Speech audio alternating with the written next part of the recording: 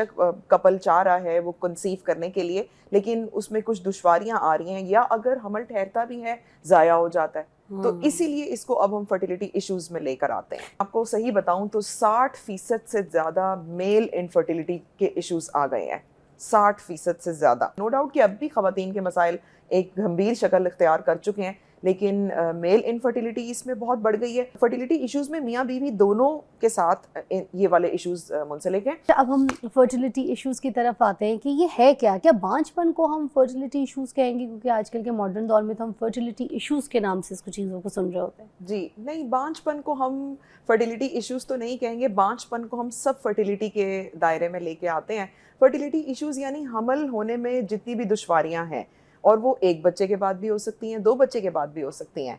तो ये आजकल बढ़ता जा रहा है, वरना पहले ये होता था एक बेबी पहला नहीं हो रहा होता था, मुश्किल से हो रहा होता था। अब ये है कि एक बच्चे या 2 बच्चे घर में हैं, अगर तीसरा या दूसरा प्लान करना है तो वो उसमें मुश्किलात आ गई हैं। इसीलिए इसका नाम अब फर्टिलिटी इश्यूज की तरफ चला गया। अगर एक हो गया है तो फर्टिलिटी इश्यूज नहीं है, एक हो गया है तब भी दुश्वारियां आ रही हैं। अच्छा, दूसरे बेबी तब भी हम उसको यही कहेंगे? तब भी हम यही कहेंगे, क्योंकि दूसरा बच्चा अभी प्लान हुआ हुआ है लेकिन हो नहीं रहा। 1 साल 2 साल जितने भी माँ हैं, दूसरा या तीसरा। अच्छा। तो बेशक कपल चाह रहा है वो कंसीव करने के लिए, लेकिन उसमें कुछ दुश्वारियां आ रही हैं या अगर हमल ठहरता भी है ज़ाया हो जाता है। तो इसीलिए इसको अब हम फर्टिलिटी इश्यूज में लेकर आते हैं। तो रबीका जी, क्या पहले ज़माने से अगर हम देखें और कंपेयर करें आज के ज़माने को, क्या वाकई इस ज़माने में ज़्यादा इश्यूज देखने को मिलते हैं, पहले नहीं होते थे? बिल्कुल ऐसा ही है, इस ज़माने में ज़्यादा इश्यूज देखने को मिलते हैं। पहले ये इतना कॉमन नहीं था।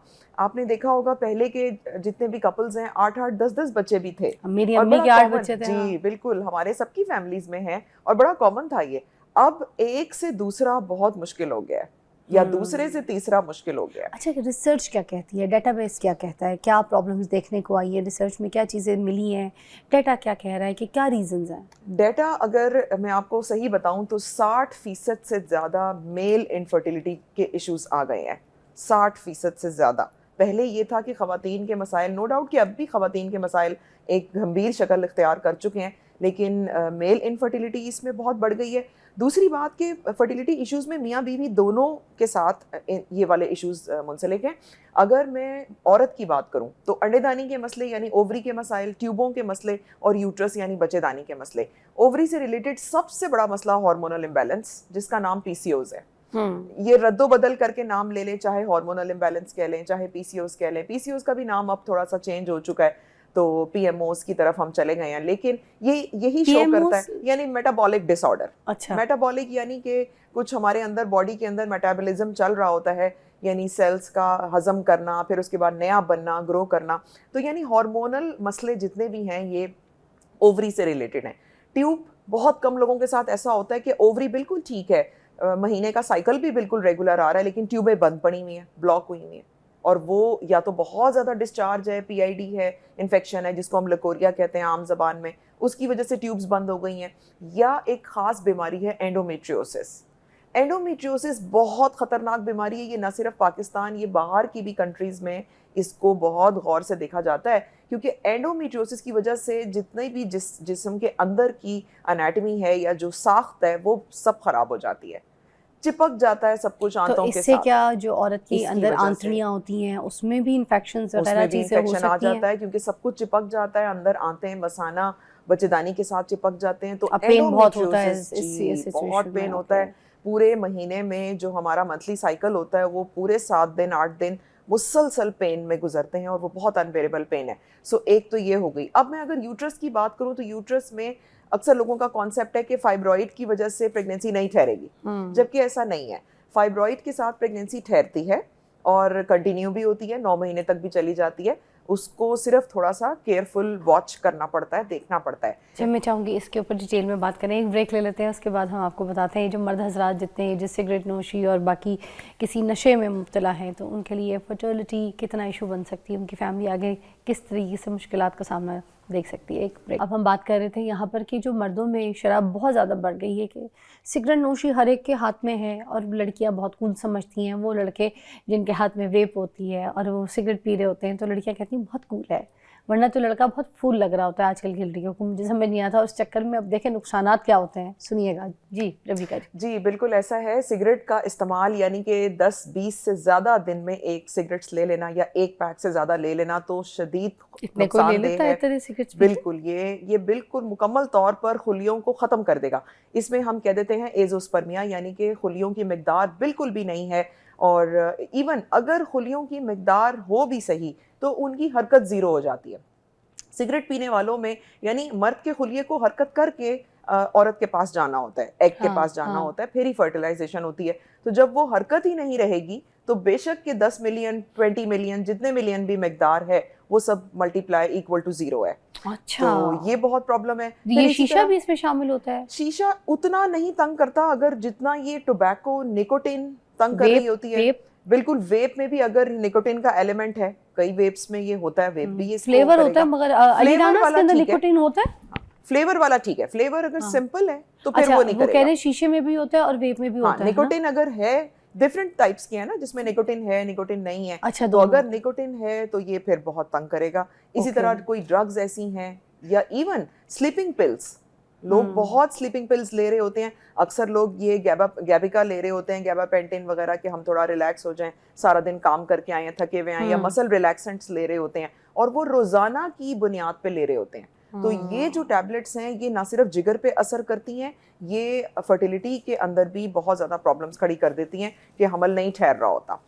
और इसी तरह से मर्दों में बहुत ज़्यादा रातों को जागना या डाइट अच्छी ना लेना। मैं आपको अगर डाइट के लिए बताऊं तो थोड़ी बहुत चीज़ें, जैसे प्रोटीन में एग सबसे बेहतरीन है, रोज खाएं, चाहे बॉईल करके खा लें चाहे फ्राई करके खा लें। तो ये तो गर्मियों का मौसम है, लोग कहते हैं इसकी तासीर बड़ी गर्म होती है, अंडा खाएंगे हमें मसला हो जाएगा। कोई तासीर नहीं है। और मैं आपको बताऊं, जर्दी को हमेशा सफेदी से अलग करते फिरते हैं, हालांकि अल्लाह ने जर्दी को सफेदी के साथ बनाया ऐसे ही है। तो कुछ तो है ना उसके अंदर कि वो दोनों एक दूसरे के लिए है। तो बिल्कुल जर्दी को सेपरेट ना करें, दोनों को खाएं, कोई कोलेस्ट्रॉल नहीं है इसमें, कोई ब्लड प्रेशर नहीं है, सब बातें हैं। तो अंडा बहुत अच्छा है, गर्मियों में भी लें, कोई मना नहीं है। खजूर बहुत अच्छी है। अच्छा, किसी भी तरह की खजूर ले लें, जैसे अजवा खजूर में तो शिफा कहीं भी गई है, लेकिन खजूर लें, बहुत अच्छी है। उसमें शुगर का कंटेंट ऐसा वाला है कि जो बहुत फेवरेबल है, अच्छा है हमारी बॉडी के लिए। फिर इसी तरह गोश्त, मतलब आम बंदे को उसको खा के कोई शुगर भी नहीं हो सकती, कुछ नहीं हो सकता, और ये जल्दी एब्जॉर्ब हो जाती है, और ये बड़ा अच्छा है इसके अंदर बहुत। और कितनी खजूरें आप रेकमेंड करती हैं आम इंसान को, एक औरत को? ले सकते हैं, बिल्कुल 2 खजूरें ले लें डेली बेसिस पे, बहुत अच्छी। उसके साथ थोड़े और मेवा जात भी मिक्स कर सकते हैं, मेवा भी ले सकते हैं, बिल्कुल अच्छी बात है। उसमें अखरोट बहुत अच्छा है, एंटीऑक्सीडेंट है, ओमेगा 3, ये नट्स में तो बहुत अच्छी क्वांटिटी इसमें आई जाती है। तो बादाम रात भिगो के ले लें, पिस्ते हैं, अखरोट है, अखरोट डेली 1 ले लिया करें, बहुत अच्छा रहेगा। फिर गोश्त में चिकन, मटन, बीफ अपनी इस्तात के मुताबिक। आज की बच्चियां तो कहती हैं हमें स्मेल आ रही है, गोश्त खाएंगे हम। गोश्त का नाम ले लिया। गोश्त नहीं खाना, गोश्त की बोटी हटा के साइड में, और गोश्त नहीं पकाना, किचन में भी नहीं आएंगी। ऐसा ही है, ऐसा ही। फिर बिल्कुल, ये आके फैमिलीज हमसे पूछती भी हैं कि डॉक्टर साहब ये तो बिल्कुल जैसे आपने बताया ऐसा ही हाल है घर में। जेंजी तो गोश्त से बिल्कुल ही दूर है। तो ये क्या नस्ल परवान चढ़ रही है, क्या ताकत होगी इनके अंदर? ऐसा ही है। फिर हम थोड़ा बहुत अल्टरनेटिव बताते हैं कि चलो आप कबाब की शक्ल में ले लो, या थोड़ा कोई कढ़ाई बनवा लें, या बर्गर खा लो, सब्जी में डाल लें, एक आध बर्गर भी खा सकते हैं, चले बस। फिर बर्गर गंदम के आटे का बनवा लें, वो तंग नहीं करेगा, बजाय इसके कि आप सफेद आटा। तो ये चीजें अब करनी पड़ेंगी थोड़ा बहुत, क्योंकि इंटेक ही नहीं है। तो गोश्त अच्छा है। फिर इसके अलावा फ्रूट्स, सारे अल्लाह ने सारे फल बहुत अच्छे बनाए हैं। आजकल देखें खरबूजा है, पीचेस, आड़ू इतने बेहतरीन है, वो तो डायबिटिक लोगों में भी अच्छे हैं।